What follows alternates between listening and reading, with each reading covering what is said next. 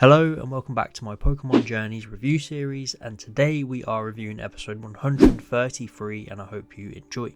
So we are back with some Project Mew action, and while Ash was battling in his huge epic finale with Leon, Go was off with the Project Mew chasers in the final quest to find Mew. So this episode is all about the journey to actually find it. They arrive on Faraway Island in Hoenn and begin the journey. So I thought this episode had some really cool stuff in it. The journey aspect was great. I love the mysterious episodes where the gang are looking for something and they just have to go through these trials and challenges to get there. And this one tested all of our chasers really well. I also love the dynamic in this group. They all played their part. I especially enjoyed Tokyo in this episode. He said some really interesting things about not only finding the right Pokemon, but the Pokemon finding the right trainer. He also caught a Virizion from his last trial and used it to help out Go against Swampert, which was a nice callback.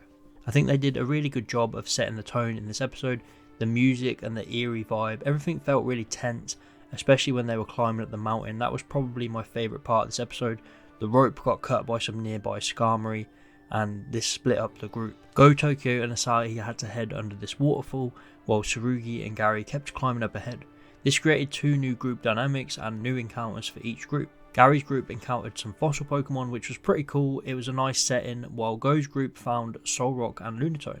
It was just a really enjoyable episode to watch. They captured the vibe perfectly for a Project Mew mission, and this is the type of thing that I wish we got more of from Project Mew.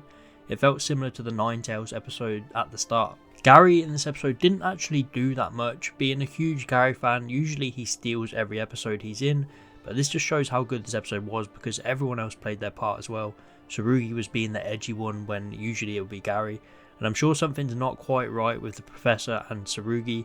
It feels like they're plotting some stuff and haven't told everyone about their plans, but we'll see.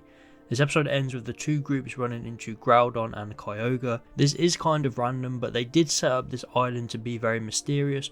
No one has been there in thousands of years, so we don't know what Pokemon live there, so it does kind of make sense for them to be lurking, setting up next week's legendary clash. So overall, really good episode. I didn't expect much from this one, to be honest, but it was a nice surprise. I saw a lot of people saying it was boring, but the subs really helped understand this one, get the feel for these group dynamics, and as I've said, just show us how tense this adventure is, and this is what Project Mew is all about. So overall, I really loved it, and I'm going to give it an 8 out of 10. We also got a little Team Rocket teaser for Paldea where they met Sprigatito. I made a full video on that earlier, so if you haven't seen that, be sure to check it out. But that is it for this review. Please let me know in the comments what is your rating out of 10 for this episode. And thanks for watching. Like and subscribe if you enjoyed. And I'll see you next time.